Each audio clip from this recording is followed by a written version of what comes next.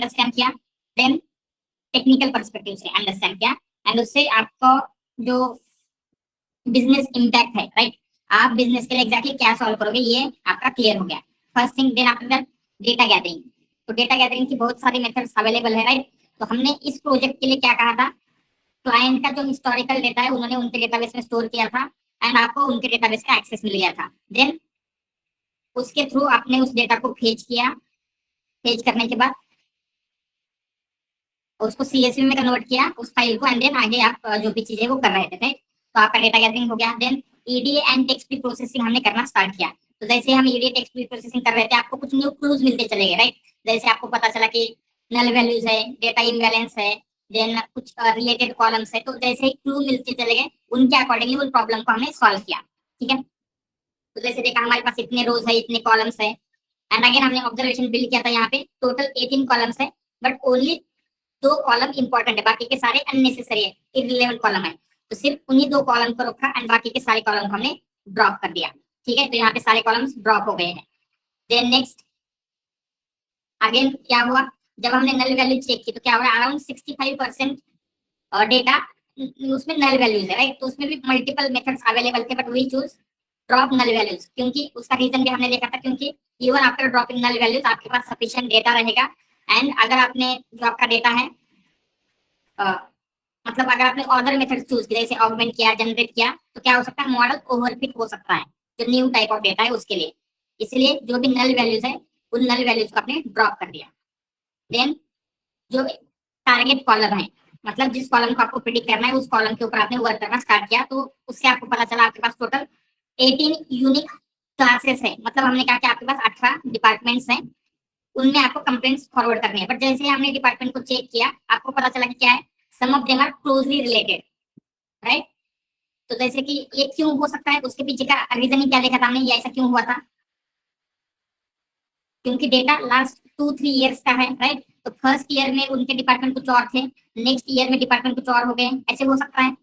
जैसे पहले first year में क्रेडिट कार्ड और प्रीपेड कार्ड एक सिंगल डिपार्टमेंट था, but next year prepaid card and credit card 2 different department हो गए। तो इसीलिए क्रेडिट कार्ड और प्रीपेड कार्ड एक क्लास आ रहा है यहाँ पे, and credit card and other prepaid card यहाँ पे इसका अलग अलग डिपार्टमेंट दिखा रहा है। तो ये तो क्या है, ये तीनों सेम ही है, राइट। तो हमने जो आपका डोमेन एक्सपर्ट है, मतलब क्लाइंट के साइड के जो डोमेन एक्सपर्ट है, जिनको इस डोमेन का नॉलेज है, उनके साथ डिस्कस किया, एंड जो रिलेटेड कॉलम है उनको मर्ज किया है। तो ये जो कॉलम मर्ज करना है, लोन में ये सारे आने चाहिए, कार्ड में ये सारे आने चाहिए, ये हमने खुद से नहीं किया, डोमेन एक्सपर्ट ने हमें ये सजेस्ट किया था कि इन सबको आप इस तरीके से मर्ज कर सकते हैं, राइट। तो after discussion with domain expert ये हमने मर्ज किया यहाँ पे। देन इम्बैलेंस चेक किया, तो क्या है, आपका डेटा हेवीली इम्बैलेंस था, मतलब क्रेडिट रिपोर्ट में 43% वैल्यूज है, एंड सर्विस में सिर्फ 4% है। इसके लिए इसके अगर आप मॉडल ट्रेन करेंगे ऐसे डेटा के ऊपर, तो क्या होगा, क्रेडिट रिपोर्ट ऑर्डर्स, ये जो टॉप के कॉलम है, मोस्ट रिपीटेड कॉलम्स है, उनके ऊपर तो आपका मॉडल अच्छे से परफॉर्म करेगा, बट जो माइनॉरिटी क्लासेस हैं जैसे सर्विसेज, कार्ड, उनको करेक्टली प्रिडिक्ट नहीं करेगा, राइट। तो हमें इसको भी ध्यान में रखना है, जब आपका मॉडल बनने वाला है वो सारे क्लासेस को इक्वली एंड करेक्टली प्रिडिक्ट करना चाहिए, ठीक है। तो ये हमने देखा, देन उसके बाद यही ऑब्जर्वेशन बिल्ड किया था कि डेटा इम्बैलेंस है, एंड कुछ पोटेंशियल सॉल्यूशंस थे, over sampling, under sampling, but हमने क्या चूज किया है, we will use class weight. तो क्लास वेट के लिए यहाँ पे कुछ करने की जरूरत नहीं थी, जब हम मॉडल को फिट करने वाले हैं डेटा के ऊपर, उस टाइम पे क्लास वेट का हम यूज करेंगे। देन टेक्स्ट प्री प्रोसेसिंग में हमने मल्टीपल रैंडमली कुछ रोज चेक किए, उससे आपको पता चला कि ये 3 मेथड्स हमने परफॉर्म किए, masking, non alpha character removal and lower casing. उसके सिवा जो बाकी के मेथड्स है उनका भी हम यूज कर सकते हैं, बट अभी के लिए हमने जस्ट दीज 3 मेथड्स का यूज किया है, ठीक है।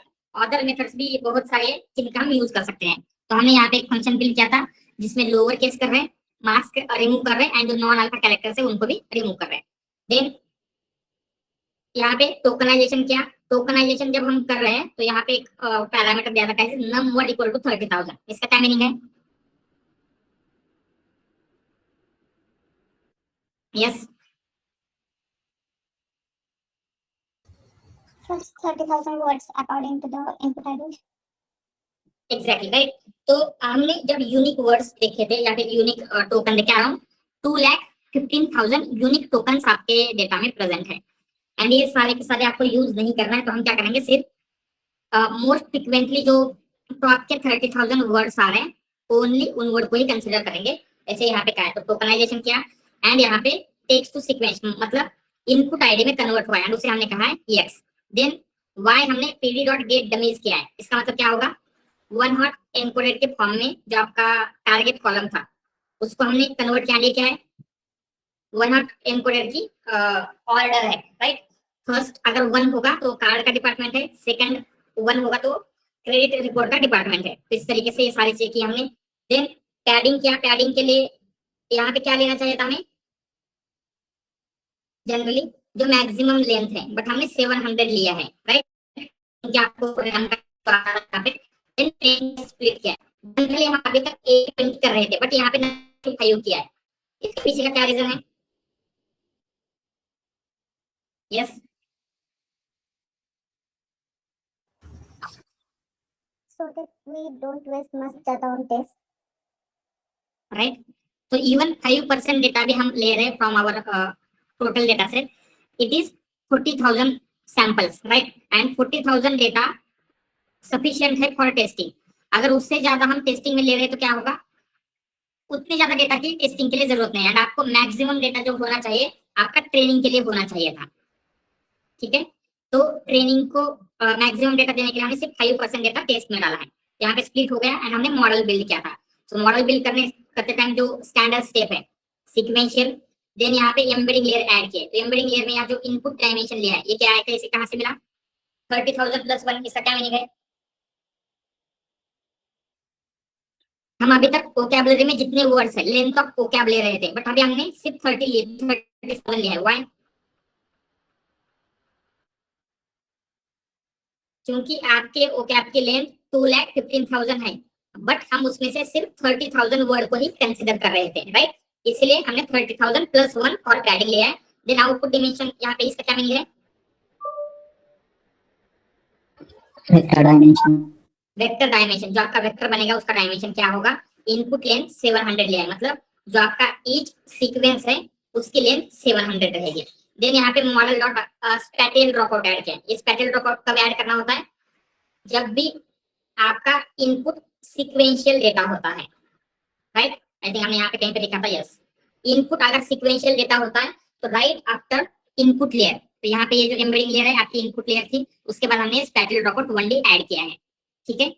देन LSTM में भी हमने 128 न्यूरॉन ऐड किए, बट यहाँ पे ये जो दो ड्रॉप आउट है, drop out and recurrent drop out, ये दोनों क्या है, इनका क्या मीनिंग है,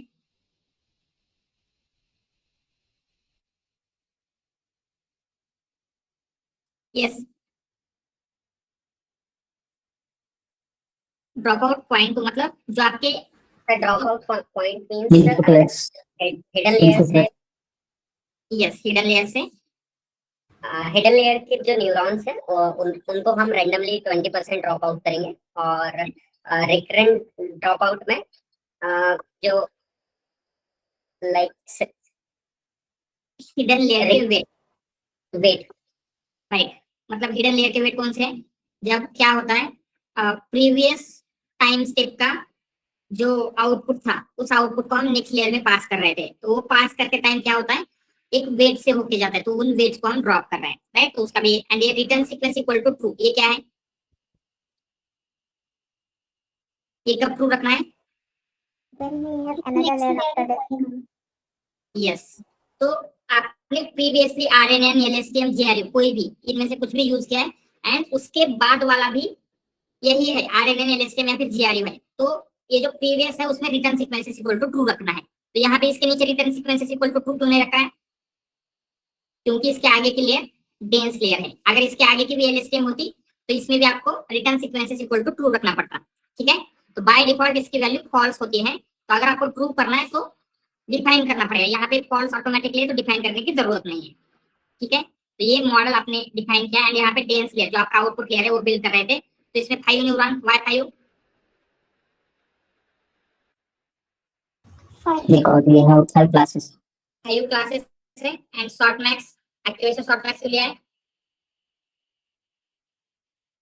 multi class classification multi class classification का प्रॉब्लम है। देन मॉडल को कंपाइल किया था categorical cross entropy, again it is multi class classification Adam, क्योंकि जनरली हम एडम यूज करते हैं, एंड मैट्रिक्स मतलब हम एक्यूरेसी टेस्ट कर रहे हैं, ठीक है।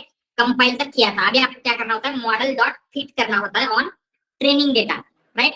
बट हमने अभी तक जो आपका इम्बैलेंस का प्रॉब्लम था, डेटा आपका इम्बैलेंस है, उसे हैंडल नहीं किया था, एंड इम्बैलेंस को हैंडल करने के लिए हमने क्लास वेट चूज किया है। तो क्लास वेट किस लिए यूज कर रहे हैं हम, टू हैंडल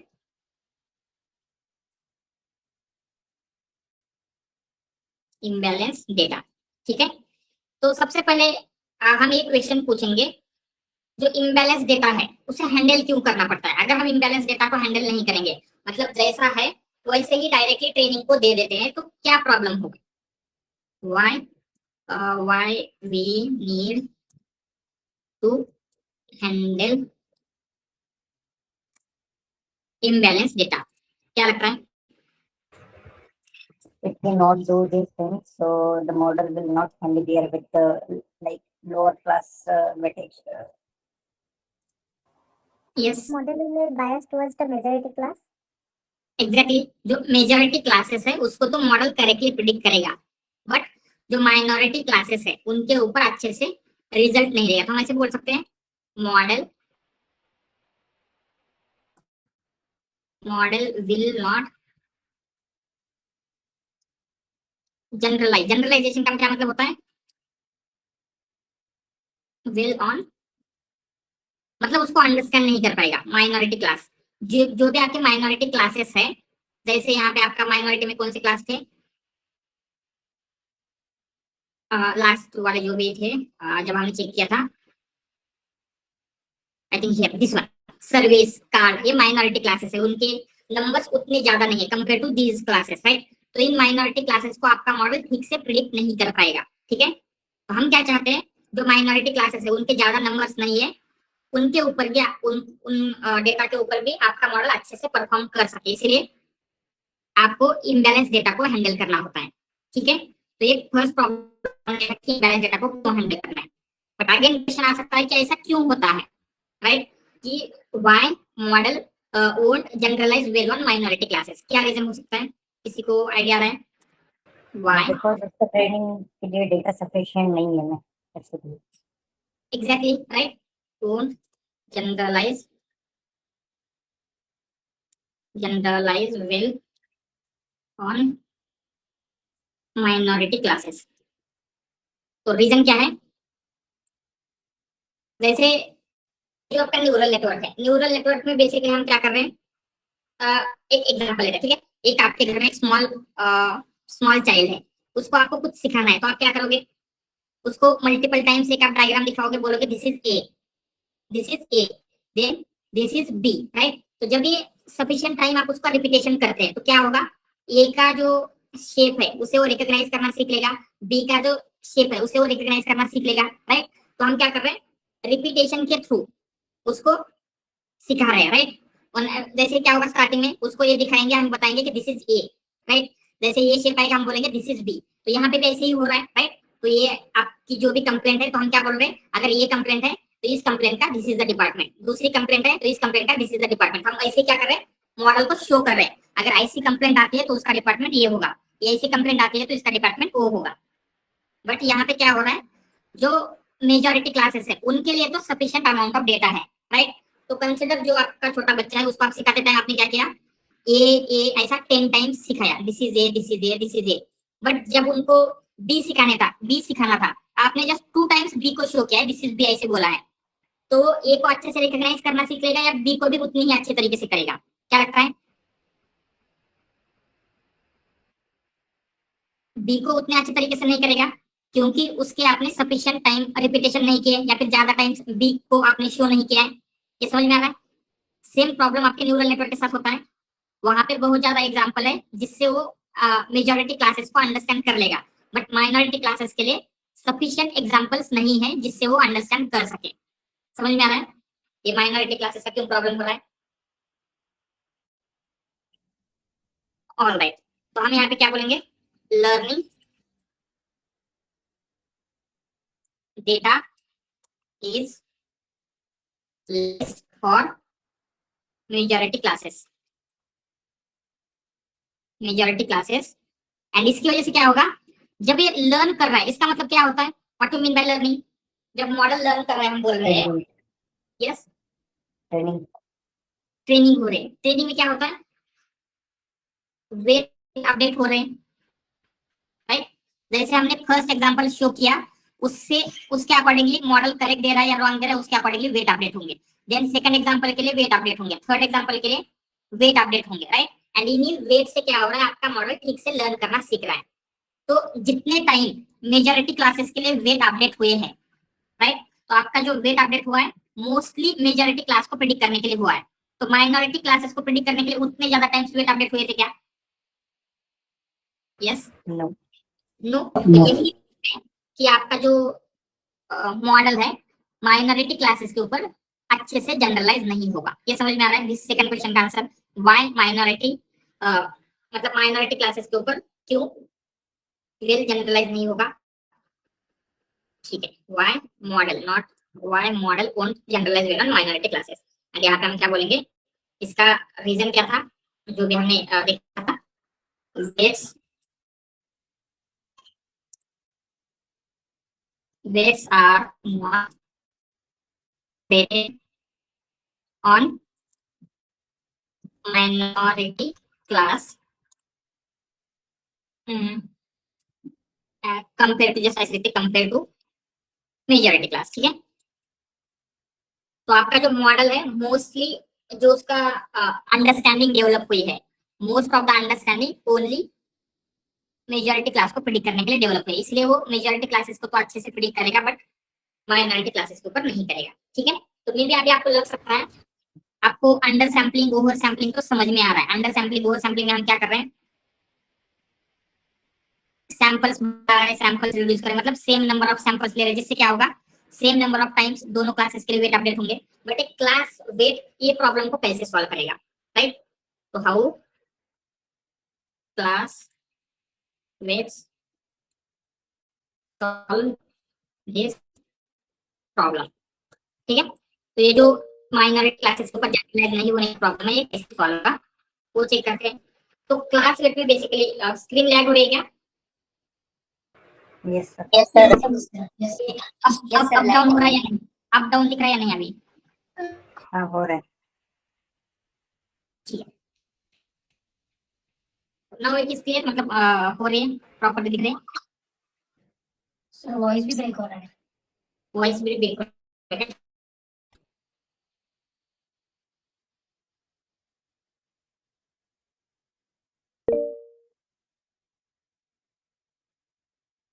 यस रश्मि बोलिए। Sir, learning data is less for the minority class. So this is the first point. Sorry sorry, can you repeat? So we have written the why model won't generalize the minority class. In that, the first point should be, I guess, learning data is less for minority classes.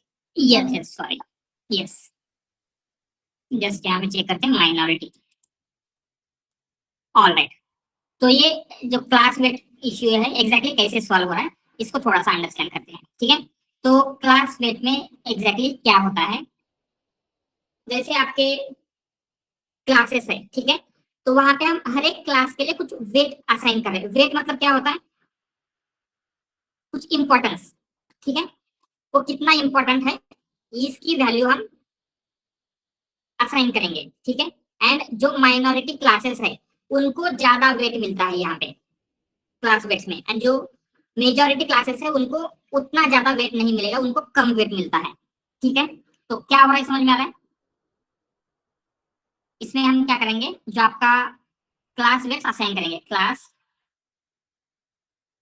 Weights are assign to each class. ठीक है, जो आपका जितने भी classes है हर एक class को class weight assign करेंगे। एंड क्या कर सकते हैं, जो आपका माइनॉरिटी क्लासेस है उनको ज्यादा वेट मिलेगा। ठीक है, more weights to minority classes, minority class and less weight to majority class, and less weight to majority class. ठीक है, It will be vice versa, right? I mean, more weights for majority and less for minority. No, more weight for minority and less weight for majority. ठीक है, सो इन wait वजह से क्या होता है exactly, right? अभी ये वेट का तो समझ में आ गया कि हम ऐसे वेट असाइन करें, बट इसकी वजह से क्या होता है, तो जब हम लॉस कैलकुलेट करेंगे, ठीक है, तो लॉस हर एक सैंपल के लिए लॉस कैलकुलेट कर रहे थे हम, फर्स्ट सेकंड थर्ड, राइट? तो क्या होता है, यहाँ पे हम नीचे लिखते हैं while calculating loss,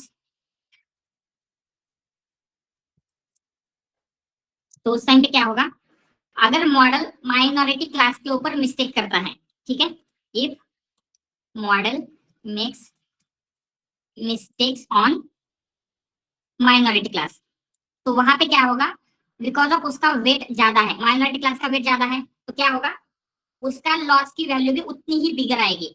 तो उसकी वेट की वैल्यू से हम क्या करेंगे, जो आपका लॉस है उसको मल्टीप्लाई करेंगे, तो वेट और ज्यादा हो जाएगा।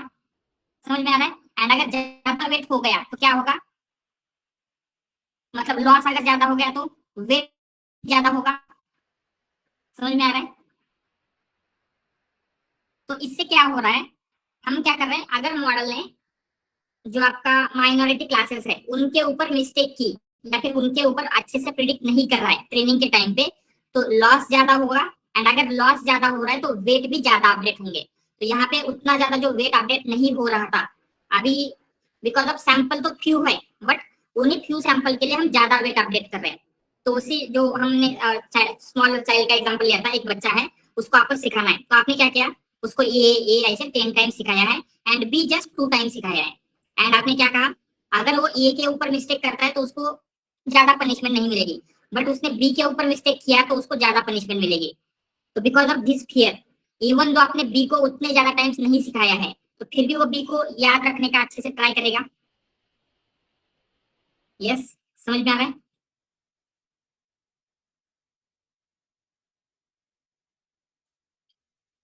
माइनॉरिटी क्लास देन क्या होगा, जैसे ही मिस्टेक करेगा, loss will be more, loss will be more and weight weight update will also be more। तो ये समझ में आ रहा है क्या, क्लास वेट, ये जो प्रॉब्लम है इम्बैलेंस का, सॉल्व कैसे कर रहा है? इसमें किसी को कुछ डाउट है? पहले ये क्लियर कर लेते हैं, देन उसका हम इम्प्लीमेंटेशन देखेंगे। ये क्लियर है क्या, क्लास वेट क्या कर रहा है एंड कैसे जो इम्बैलेंस की वजह से जो इश्यूज आ रहे थे उन इश्यूज को सॉल्व कर रहा है? Yes, alright. तो अभी हम सिंपली क्या करेंगे, एंड ये क्लास वेट वगैरह आपको मैन्युअली कैलकुलेट करने की जरूरत नहीं, राइट? तो कितने नंबर ऑफ सैंपल है ईच क्लास के, उसके अकॉर्डिंगली ऑटोमेटिकली आपको एसक्यूएल में क्लास के वेट कैलकुलेट करके मिल जाएंगे एंड उन क्लास वेट्स का हम यूज कर सकते हैं। तो क्या होगा, फ्रॉम एसक्यूएल डॉट यूटिल्स, ऊपर का है ना सब कुछ, yes, dot class weights, import compute class weights. ठीक है, ये हमने लिया है। एंड अभी हम क्या करेंगे, इसके लिए आपको क्या करना होता है, जो आपका क्लास वेट्स है ये देने के लिए कंप्यूट क्लास वेट्स में आपको फ्यू थिंग्स देनी पड़ेगी। वो चीजें क्या क्या है, सबसे पहले कौन सा लॉस फंक्शन कर रहे, क्या लगता है, हमने देखा था कौन सा लॉस फंक्शन था वो, ये मल्टी क्लास क्लासिफिकेशन का प्रॉब्लम है, तो कौन सा करना चाहिए, softmax loss function not activation, categorical cross entropy। Yes, categorical cross entropy. And जब आप मॉडल को कंपाइल कर रहे हैं तो हमने यहाँ पे कैटेगरिकल क्रॉस एंट्रोपी डिफाइन किया है एज अ लॉस फंक्शन। ठीक है, तो यहाँ पे आपको कंप्यूट क्लास वेट करने के लिए क्या क्या चाहिए, पहले हम बोलेंगे क्लास वेट बैलेंस है, मतलब हर क्लास को इक्वल इंपॉर्टेंट चाहिए, ये आपको बताना है। एंड देन यहाँ पे क्या है, आपके जो जितने भी क्लासेस है वो क्लासेस यहाँ पे आपको देने हैं। एंड आपके क्लासेस मतलब हम ऐसे ले सकते हैं, DF of product dot unique, तो डॉट यूनिक से क्या मिलेगा, जितने भी आपके क्लासेस हैं, राइट? तो हम यहाँ पे इसके नीचे भी लिख सकते हैं क्लास नेम्स, ऐसे लिखेंगे class names equal to this one, ये ले लेते हैं। एंड यहाँ पे क्लास नेम्स। ठीक है, तो आपके ये जो 5 क्लासेस है। ऑलराइट, एंड देन आपको यहाँ पे एक और चीज देनी है, that is DF of product. ये डीएफ ऑफ प्रोडक्ट क्या है? वो चेक करेगा कि इन क्लास नेम के कितनी वैल्यूज जो आपका प्रोडक्ट का क्या कॉलम्स है उसमें प्रेजेंट है, उसके अकॉर्डिंगली क्लास वेट्स असाइन करता है। ठीक है, तो देखेंगे तो आपको यहाँ पे क्लास वेट्स मिल जाएंगे। So let's see class weights. तो यहाँ पे ये क्या है, लोन के लिए क्लास का वेट इतना है 1 पॉइंट इतना जो भी है। क्रेडिट रिपोर्ट के लिए 0.4 है। एंड अगर क्लास का डिस्ट्रीब्यूशन देखते हैं क्लास वैल्यू की, तो क्या था, इसके हम क्या करेंगे, वैल्यूज देख लेते हैं, dot value count.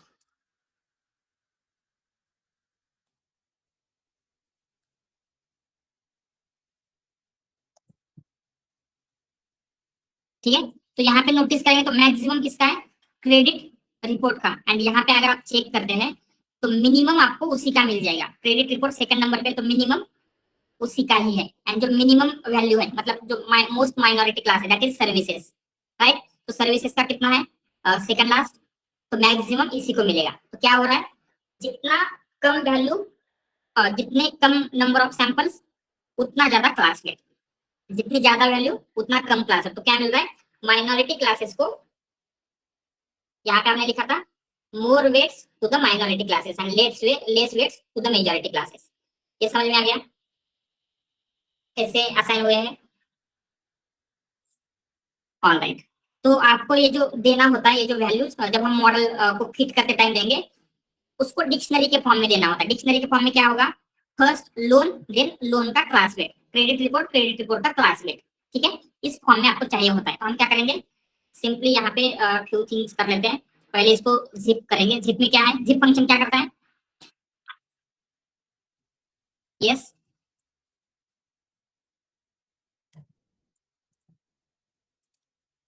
creates a dictionary of types of data types. Right, मतलब ये इनकी डिक्शनरी, एंड इसको हम डिक्ट में कन्वर्ट करेंगे आगे, जो भी ये कंप्लीट हुआ है डिक्ट। तो आपको जैसे चाहिए था लोन, लोन का क्लास वेट, क्रेडिट रिपोर्ट का क्लास वेट, ये सब कुछ मिल गया। ठीक है, एंड इसको हम क्या करेंगे, क्लास डिक्ट नाम से स्टोर करते हैं, क्लास डिक्ट। एंड यही जो क्लास डिक्ट हमने अभी क्रिएट की है, यही आपको लगेगी जब हम मॉडल फिट करेंगे। तो अभी आपके पास क्लास डिक्ट रेडी है, now you can fit the model. तो मॉडल फिटिंग कर लेते हैं अभी। मॉडल फिटिंग कैसे करना है, जो हमने सिंपल किया था, model dot fit, It transform. Know just fit करेंगे, नॉट फिट ट्रांसफॉर्म की जरूरत नहीं है। मॉडल डॉट फिट, एंड उसमें क्या क्या देना पड़ेगा, सबसे पहले जो आपका एक्स डेटा है, that is X train, I think X नहीं है, then Y train I think ऐसे ही है। ठीक है, देन इपॉक्स, तो हमें ज्यादा टाइम पे तक, एक्चुअली जनरली ज्यादा टाइम तक करना चाहिए, बट हम सिर्फ एक ही इपॉक के लिए करेंगे। वाई, क्योंकि उसमें टाइम ज्यादा लगेगा, हमारे पास टाइम नहीं है, राइट। तो इपॉक दिया। बैच साइज क्या होती है,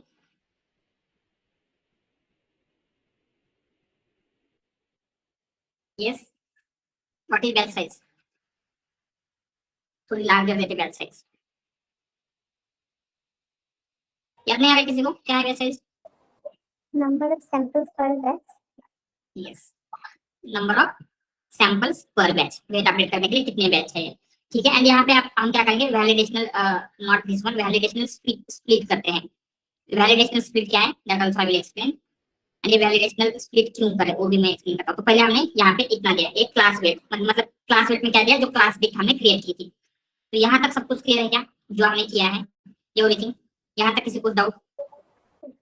So एक doubt है, हाँ, like आपने बोला है कि जितना लॉस ज्यादा होगा, more loss मतलब more weights update for the minority classes. right. So like number of times the weights will be updated more times, or like the values of the weights will be more. value of the weight updation will be more. Okay. ठीक है, यहाँ तक clear है सब कुछ। तो again हमने देखा था, जब आपको ओवर फिटिंग अवॉइड करना है तो ड्रॉप आउट के साथ एक और मेथड थी, कौन सी थी, early stopping.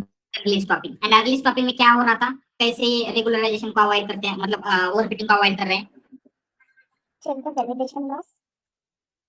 Yes, validation loss check करेंगे। देन क्या होता है, कंसीडर यहाँ पे अभी आपको पता है क्या कितने इपॉक के ऊपर आपका मॉडल बेस ट्रेन होगा? We don't know right. 1 हो सकता है, 10 हो सकता है, 100 हो सकता है। कंसीडर हमने यहाँ पे 100 दे दिया एंड क्या हुआ, आफ्टर ओनली 10 इपॉक, ठीक है, आफ्टर ओनली 10 इपॉक्स आपका मॉडल जो है वो क्या बोल सकते हैं उसको, ट्रेन हो गया, ठीक है। अभी अगर ये ट्रेन हो चुका है तो इसका जो लॉस है वो कम होगा क्या, अगर उसकी आपकी बेस्ट वैल्यू मिली है तो? Yes, no, but No. हमने इपॉक 100 दिए है तो और 90 टाइम्स ये क्या होने वाला है, ट्रेन होने वाला है, राइट। तो जो ये एक्स्ट्रा टाइम ट्रेन हो रहा है, because of this extra time of training overfitting होने के बहुत ज्यादा चांसेस होते हैं। तो हम क्या करेंगे, हर एक इपॉक के लिए, तो यहाँ पे जब आपको देना होता है तो हम फ्यू थिंग्स देंगे उसमें, तो पहले ये लिख लेते हैं, देन उसको एक्सप्लेन करते हैं कि ये क्या करेगा। प्रॉब्लम समझ में आ रहा है कि बिकॉज ऑफ दिस इपॉक का नंबर कैसे ओवरफिटिंग हो सकती है, ठीक है। तो इसको ये जो आपकी क्या देखा था हमने, अर्ली स्टॉपिंग है, अवॉइड कैसे करेगा ये देखते हैं। तो यहाँ पे हम क्या करेंगे, वैलिडेशनल स्प्लिट देते हैं, वैलिडेशन स्प्लिट हमने यहाँ पे भी 0.05 देते हैं, 0.5, ऑलराइट। एंड देन यहाँ पे आपको चाहिए जब करना है तो हमें कॉल बैक लेना पड़ेगा, कॉल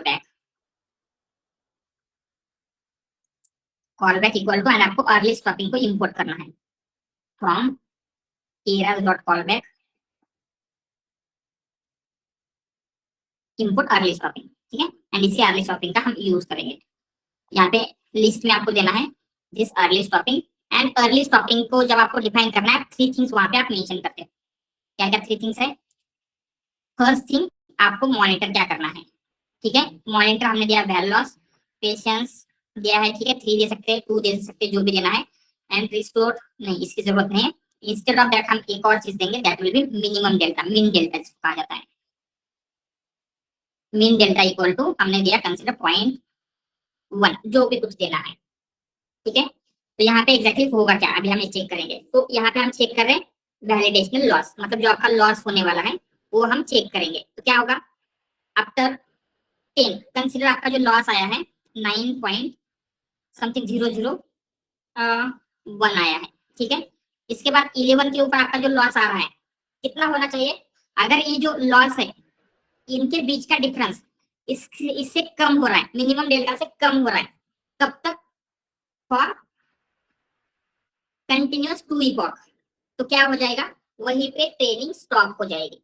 समझ में आ रहा है? तो जब आपका 10th इपॉक के ऊपर मॉडल ट्रेन हो चुका है तो 11th 12th 13 इपॉक के ऊपर लॉस उतना ज्यादा चेंज होगा क्या? Yes, no. तो हम क्या चेक करें, अगर इससे कम लॉस चेंज हो रहा है फॉर 2 इपॉक, तो हम क्या करेंगे, ट्रेनिंग वहीं पे स्टॉप कर देंगे। एंड यही अर्ली स्टॉपिंग है। जो आपको 100 इपॉक्स आपने दिया था वो 100 इपॉक के ऊपर हम ट्रेन नहीं करेंगे, उससे पहले ही उसको स्टॉप कर देते हैं, क्योंकि आपकी ट्रेनिंग कंप्लीट हो चुकी है। इससे ओवरफिटिंग का जो इश्यू आ रहा था वो अवॉइड हो जाएगा। ये क्लियर है क्या?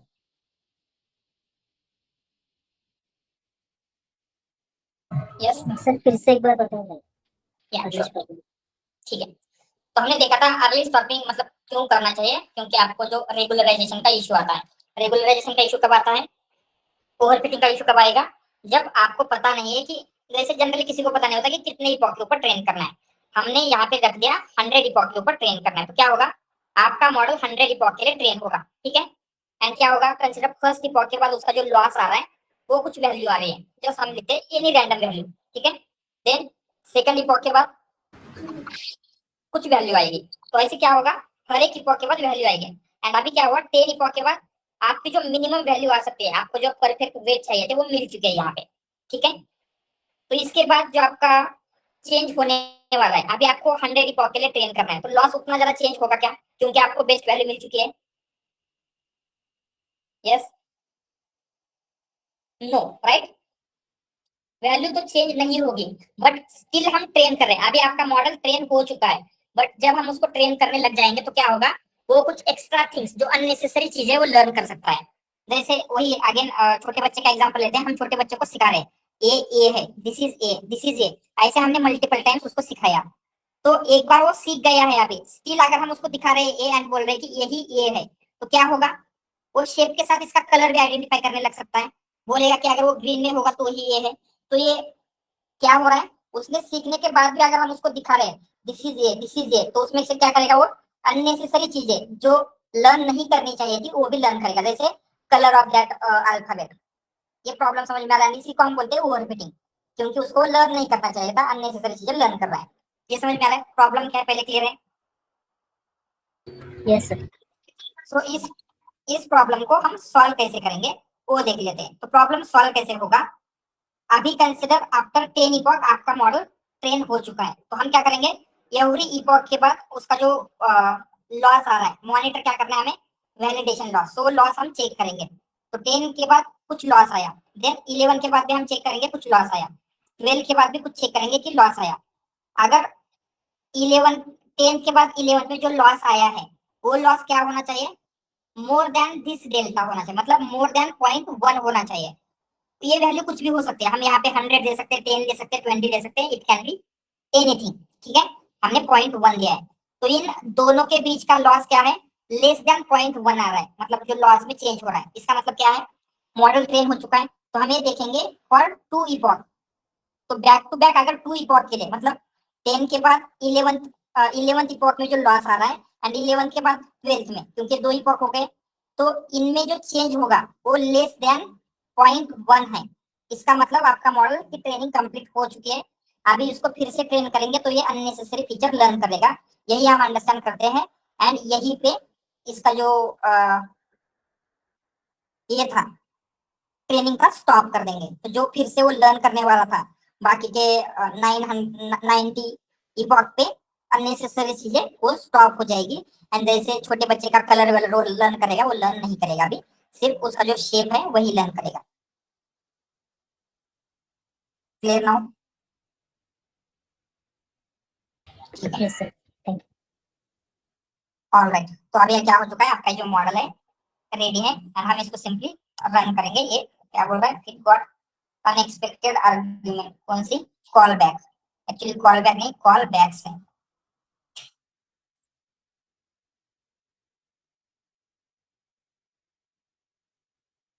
सर ये वैलिडेशन स्प्लिट क्या था, वैलिडेशन स्प्लिट मतलब क्या है, हमको वैलिडेशन डेटा के ऊपर चेक करना है, right.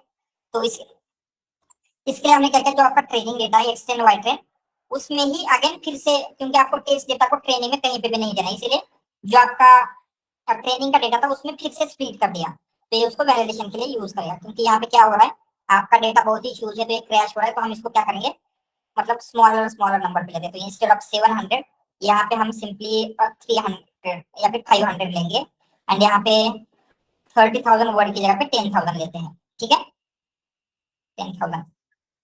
Tokeniser is not defined, okay, ये सारा ही क्रैश हो गया, क्योंकि यहाँ पे इश्यूज है इसके रैम वगैरह के। जैसे कि हमने कहा था प्लानिंग में ही आपको ये चेक करना पड़ेगा आप क्या क्या कर सकते हैं।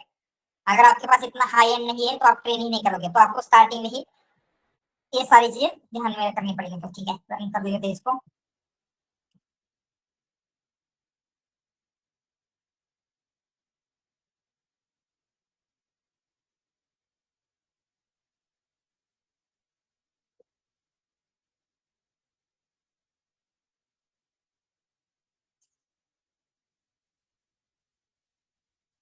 All right,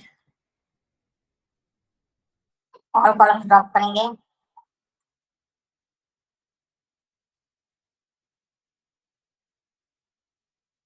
null value drop होगी,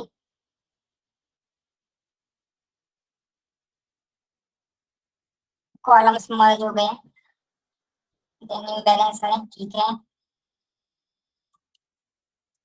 प्री प्रोसेसिंग कंप्लीटेड। देन आपको करना है टोकनाइजेशन, एंड इसके लिए ये जो लार्ज नंबर होने की वजह से प्रॉब्लम आ रहा था, इसलिए 30,000 की जगह पे जस्ट 10,000 दिया हमने।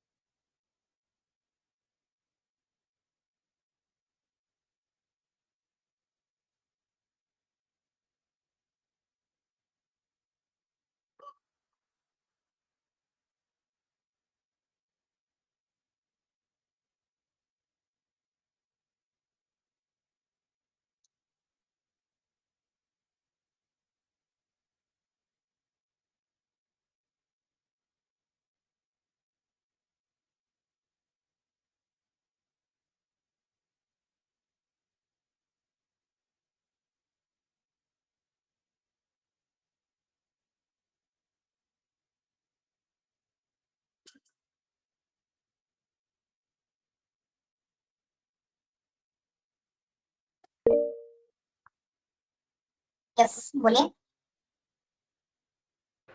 Sir, can we here consider for the Azure AI Foundry in our Azure syllabus? किस लिए? Azure AI Foundry हम लोग कवर करने वाले हैं। यस करने वाले हैं। Yes Rashmi. Also, for model fitting part can be considered learning rate factor also. Can Yes. we use both like early stopping and learning rate together? कर सकते हैं।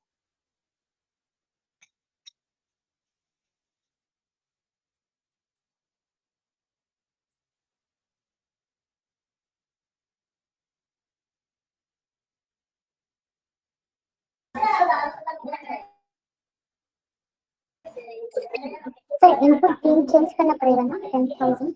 सॉरी इनपुट डील जब अपने ऊपर लिखा है वो 30,000 से अपने 10,000 किया था, हाँ हाँ उसको यहाँ पे चेंज करना पड़ेगा ना, इससे इसके ऊपर चाहिए।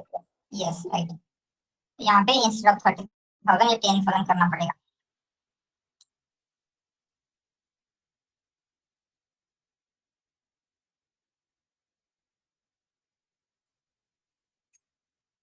सर इनपुट लेट भी चेंज करना पड़ेगा। हाँ इनपुट मतलब सिर्फ Input इतना ही करना है। ये वही इनपुट 700 दिया है ना ऊपर। हाँ या सो इंस्टेड ऑफ हमने कितना आई थिंक कितना किया था 500 समथिंग। 500 किया ना, तो उसको भी 500 से चेंज करना पड़ेगा राइट। यस 500 कर देते हैं।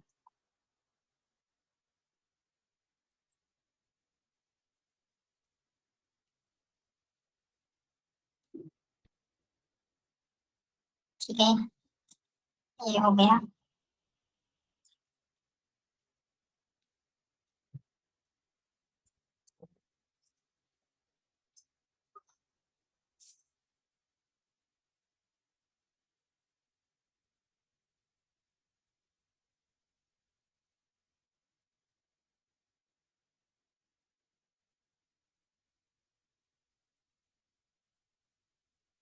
ठीक है तो अराउंड 37 मिनट समथिंग लग रहा है, फिर थोड़ा सा टाइम लेगा बट ठीक है। तो T4 पाइथन क्या बोल रहे हैं या T4 पाइथन जीपीयू नेसेसरी होगा, क्योंकि अगर आप सीपीयू के ऊपर ट्रेन करेंगे तो उसके लिए बहुत ज्यादा टाइम लगेगा। इवन विथ जीपीयू अराउंड इसमें कितना 45 मिनट्स दिखा रहा है राइट, क्योंकि डेटा बहुत ज्यादा है इसलिए टाइम लग रहा है। एंड हमने सिर्फ ये 1 इपॉक के लिए किया है।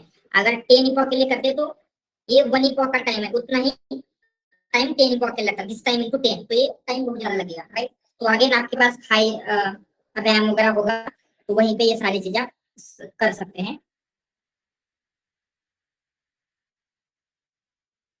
ओके एनीथिंग एल्स और कुछ?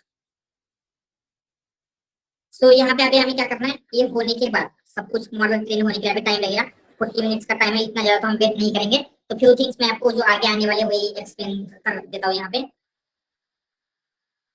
ठीक है तो सबसे पहले आपको क्या करना है, जैसे ही मॉडल ट्रेन हो जाएगा तो कंसीडर क्या हो गया, ये जो नोटबुक है ये रिस्टार्ट हो गई तो क्या होगा, ये जो हमने मॉडल को ट्रेन किया है वो सब कुछ चला जाएगा राइट।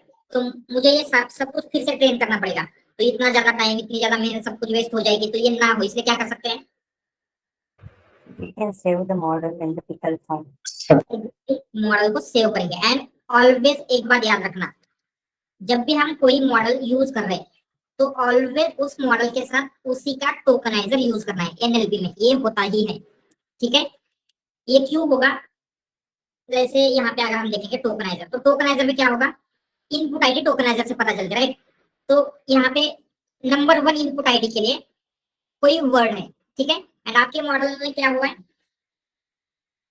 उस वर्ड को उसने 1 इनपुट आईडी कंसीडर करके ट्रेन हुआ है। अगर आप कोई और टोकनाइजर यूज करेंगे तो उसमें 1 पोजीशन पे कोई और इनपुट आईडी हो सकती है, मतलब कोई और वर्ड हो सकता है, तो यहाँ पे वो वर्क नहीं करेगा। तो एनएलपी में ऑलवेज याद रखना, आप जो मॉडल यूज कर रहे हैं उसी का टोकनाइजर यूज करना है, नॉट जस्ट हियर। हम आगे जाके जब जो प्री ट्रेन्ड मॉडल जैसे बर्ड वगैरह यूज करेंगे तो वहां पे भी क्या होता है, जो मॉडल यूज कर रहे हैं, मॉडल अगर हम डाउनलोड कर रहे हैं तो उस मॉडल के साथ साथ उसका टोकनाइजर भी डाउनलोड करना है एंड उसका टोकनाइजर भी यूज करना है। तो यहाँ पे हम मॉडल को तो सेव करेंगे ही, मॉडल के साथ साथ उसका टोकनाइजर भी सेव होगा।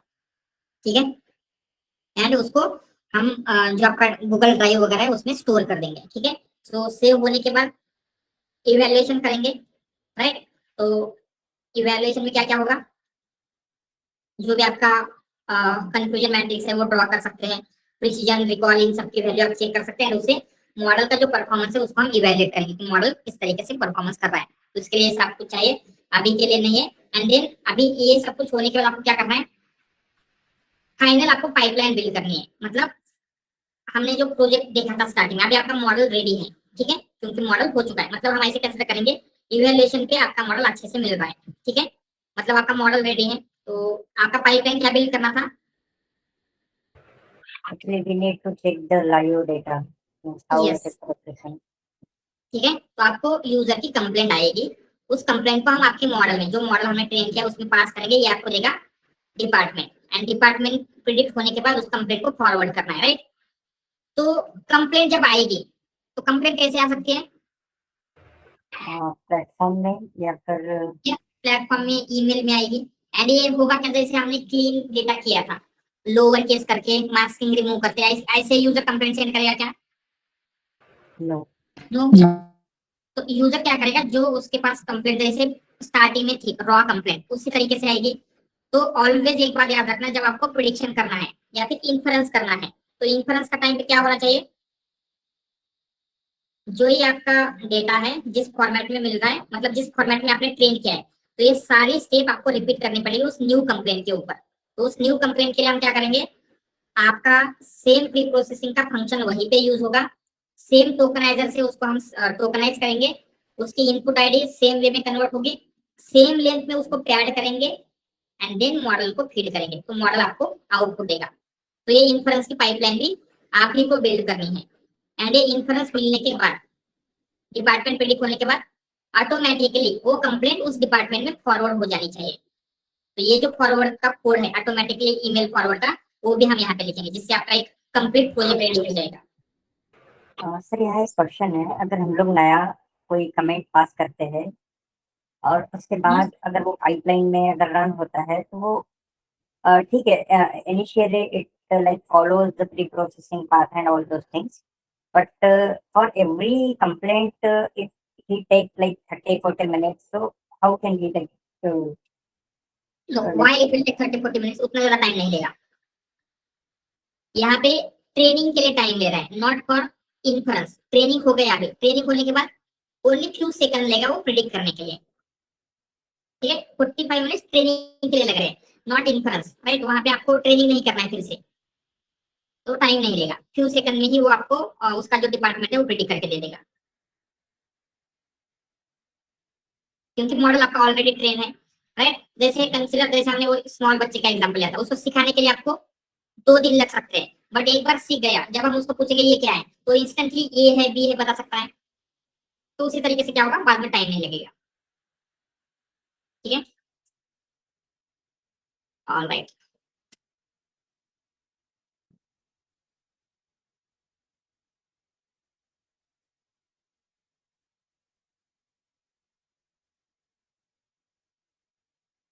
ये थोड़ा सा भी क्या है, हेवी हो गया है ये डेटा भी, अगेन उसको थोड़ा सा स्मॉल, ठीक है, I will try it again. मतलब एनीथिंग एल्स, और कुछ क्वेश्चन है आपके। सर वो रिकरेंट ड्रॉपआउट बताओ ना please. Okay, recurrent dropout,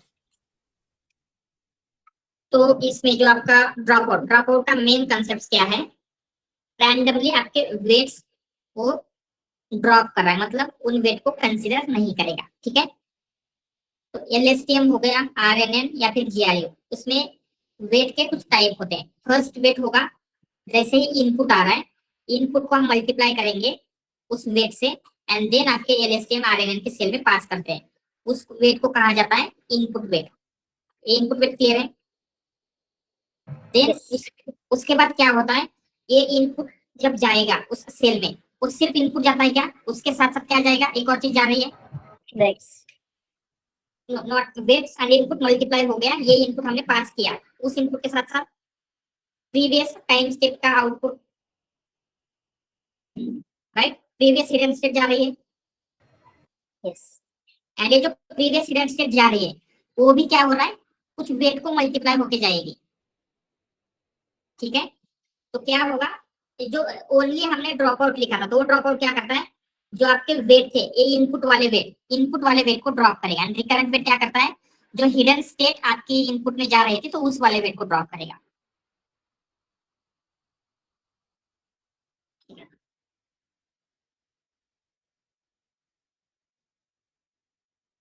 alright, and आगे आगे आपको ये वाला कोड भी लिखना इंपॉर्टेंट है कि ऑटोमेटिकली फॉरवर्ड हो जानी चाहिए। तो हम क्या करेंगे, उसके लिए भी कोड लिखेंगे, बट पहले आपका मॉडल वगैरह रेडी होना चाहिए, देन उसके बाद हम कंप्लेंट को फॉरवर्ड कर सकते हैं। तो फॉरवर्डिंग कंप्लेंट का भी हम कोड लिखेंगे। तो क्या होगा, मॉडल का यूज करके प्रिडिक्ट करेंगे एंड जिस डिपार्टमेंट में आ रहा है उस डिपार्टमेंट को हम फॉरवर्ड कर देंगे, ठीक है। तो उसके लिए आपको क्या करना होता है, आप ईमेल का ही यूज करेंगे आप, ठीक है। तो आपको एक ऐप पासवर्ड चाहिए होता है, आपको पाइथन का यूज करके मतलब जो भी ईमेल आपको सेंड करना है, तो ठीक है। फॉरवर्डिंग कंप्लीट लिख लेते हैं।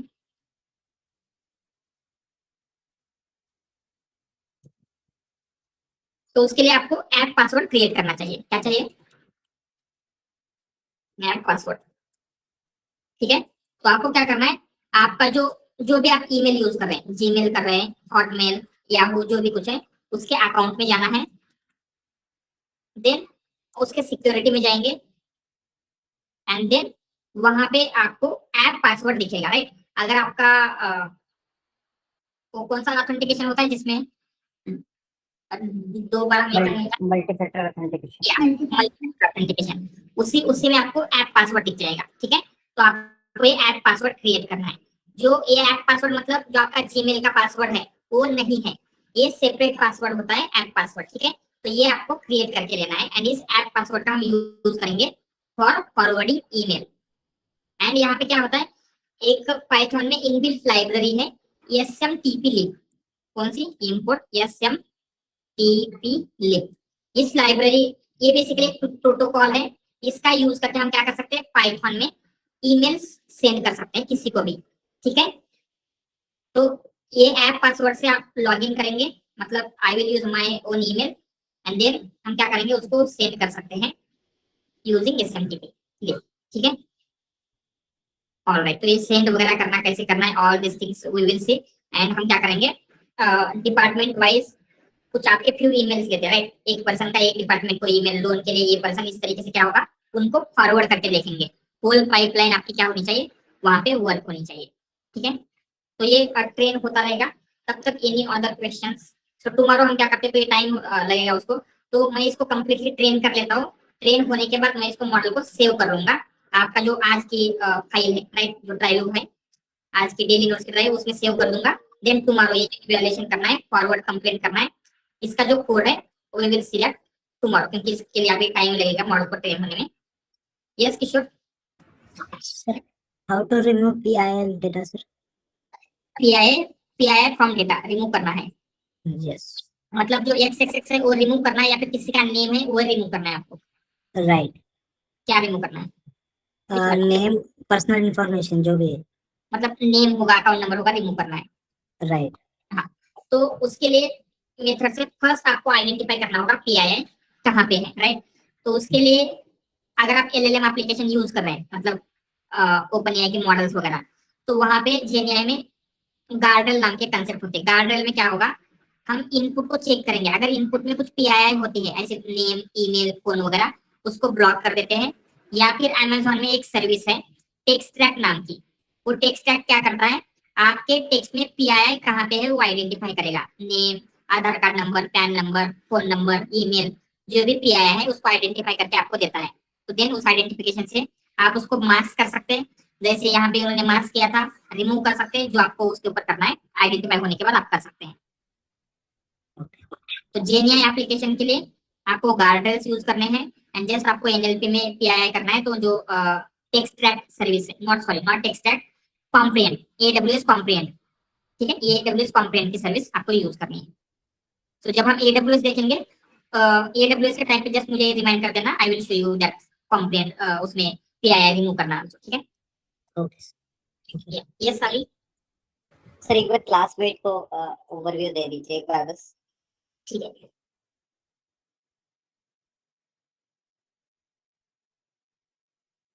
क्लास में तो हमने यहाँ पे देखा कि क्या हो रहा है, मेन प्रॉब्लम क्या है आपका, आपका डेटा इम्बैलेंस है। तो इम्बैलेंस डेटा प्रॉब्लम क्यों है, क्योंकि अगर हम इम्बैलेंस डेटा को हैंडल नहीं करेंगे तो आपका मॉडल जो माइनॉरिटी क्लासेस है, राइट, जैसे माइनॉरिटी क्लासेस कौन सा था, जो भी है ऑर्डर्स सर्विसेज वगैरह था, उनको अच्छे से प्रिडिक्ट नहीं करेगा।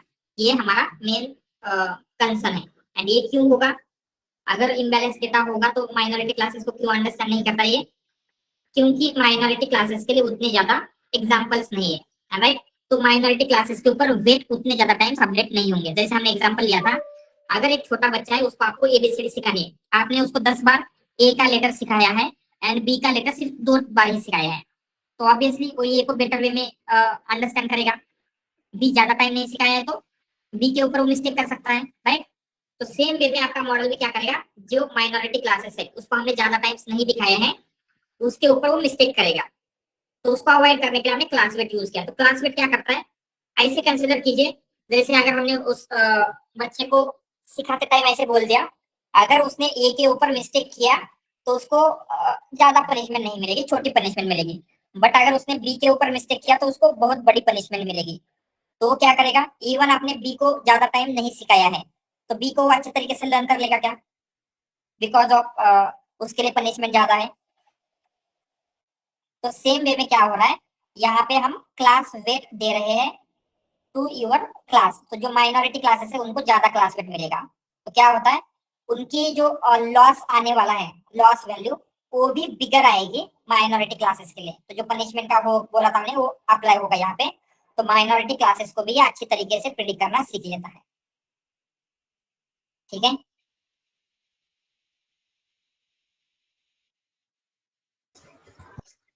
या ऑलराइट, इम्प्लीमेंटेशन सर, इसका इम्प्लीमेंटेशन जो बताया था ना वो। ओके, इम्प्लीमेंटेशन देखना है। तो इम्प्लीमेंटेशन के लिए आपको एसक्यूएल में ऑलरेडी एक क्लास है, उसका नेम है कंप्यूट क्लास वेट, ठीक है। तो हमने क्या किया है, कंप्यूट क्लास वेट में डायरेक्टली आपको 3 थिंग्स देनी है। क्लास वेट, आपको क्लास वेट बैलेंस रखना है, राइट। तो हमने बैलेंस कर दिया।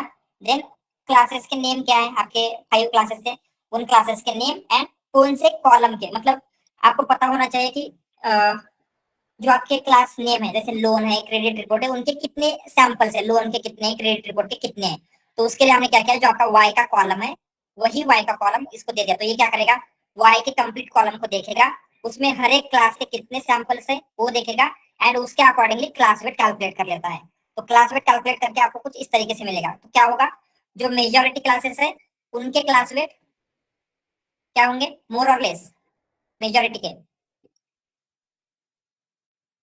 लेस लेस होंगे एंड माइनॉरिटी के ज्यादा होंगे। तो इवन हमने यहाँ पे चेक किया था, कहा गया वो, क्लास डिक में है। तो यहाँ पे देखेंगे तो क्या है, ये जो दिस वन, ये लोन का है फर्स्ट वाला, ठीक है। तो देखा था क्रेडिट रिपोर्ट का क्या है, सबसे ज्यादा उसके सैंपल्स है। तो क्लास वेट कहाँ पे है, sorry not class weight, credit report second number पे है। तो सबसे छोटा क्लास वेट आपको क्रेडिट रिपोर्ट का दिखेगा क्योंकि ये सबसे ज्यादा क्लास है, ठीक है, ये सबसे छोटा है। देन 2 नंबर पे ऑर्डर्स है, तो क्या होगा, 2 नंबर पे ऑर्डर्स कहाँ पे, लास्ट पे। तो 2 नंबर पे छोटा ये रहेगा। एंड मैक्सिमम नंबर वैल्यू किसकी होनी चाहिए, सर्विसेज की। तो यहाँ पे सर्विसेज कहाँ पे है, सेकंड लास्ट, तो मैक्सिमम वैल्यू सर्विसेज की है,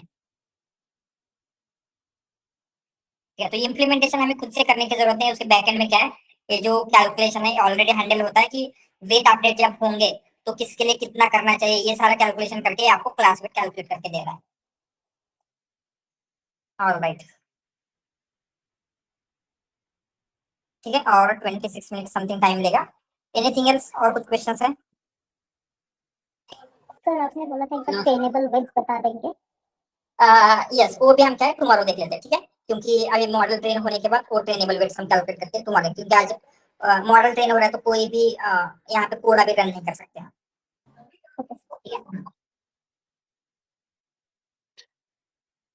ऑलराइट, या वर्ड टू वे का भी है, क्योंकि उसी में इम्प्लीमेंटेशन होता है जो आपका एम्बेडिंग लेयर है, दैट आल्सो, मतलब दैट कोड भी, वो भी मैं तुम्हारे लिए बताता हूँ, ठीक है।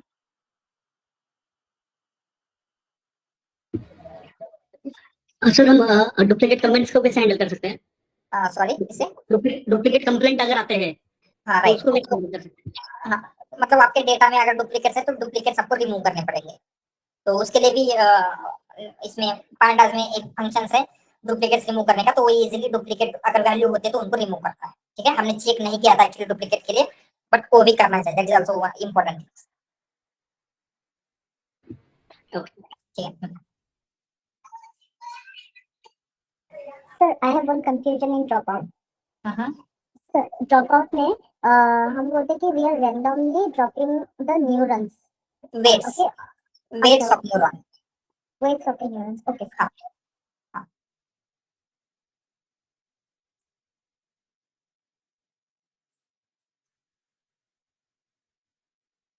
ऑलराइट, क्लियर है। सो जैसे ये ट्रेन होगा तो इसको मैं सेव कर लेता हूँ मॉडल एंड टोकनाइजर को आज के फोल्डर में, एंड देन टुमारो इसी का यूज करके हम इवैल्यूएट करेंगे। जो इन्फ्रेंस का है, इन्फ्रेंस के लिए कोड लिखेंगे एंड कंप्लीट पाइपलाइन बिल्ड करेंगे। जैसे ही यूजर की कंप्लेंट आती है, उसका डिपार्टमेंट क्लासिफाई होना चाहिए एंड उस डिपार्टमेंट को ऑटोमेटिकली कंप्लेंट फॉरवर्ड हो जानी चाहिए। तो कंप्लीट पाइपलाइन हम टुमारो बिल्ड करेंगे। ठीक है, एंड उसके साथ साथ जो भी word to vec parameter calculation ये चीजें that also will complete tomorrow. And इस वीकेंड आपके इंटरव्यू है, राइट। मैं आपको फिर से रिमाइंड इसीलिए कर रहा हूँ क्योंकि आपको वो इंटरव्यू अटेंड करने ही है, वो इम्पोर्टेंट होते हैं। तो उसके लिए प्रिपेयर करना स्टार्ट कर दीजिए। टाइम पे आपको लगेगा मेरा कंप्लीट नहीं हुआ है, रिवीजन नहीं हुआ है, राइट, तो ऐसा नहीं लगना चाहिए। एंड जो भी आपकी लास्ट टाइम की मिस्टेक है, तो सबको रिजल्ट मिल चुका है ना, जस्ट उसमें आपको कमेंट्स भी देखने को मिलेगा, राइट, कि एग्जैक्टली आपने क्या मिस्टेक्स की थी, आपको क्या इंप्रूव करना चाहिए। इवन माइनर लेवल पे भी, मतलब डिटेल में आपको वहां पे कमेंट्स मिल जाएंगे। उस कमेंट को आपको सीरियसली लेना है एंड नेक्स्ट इंटरव्यू में वो मिस्टेक्स नहीं होनी चाहिए। ठीक है, तो डेफिनेटली ऐसा अगर आप एवरी मॉक में इंप्रूव करते चले गए तो क्या होगा, जब आपका फाइनल इंटरव्यू होगा उस इंटरव्यू तक डेफिनेटली आप आउट ऑफ स्कोर पर तक पहुंच जाने चाहिए। ठीक है Sir, syllabus क्या होगा? सॉरी, सिलेबस वही जो आप हुआ है, हमने लास्ट टाइम ANN तक लिया था, तो RNN, LSTM, GRU, by directional RNN and this project जो हमने अभी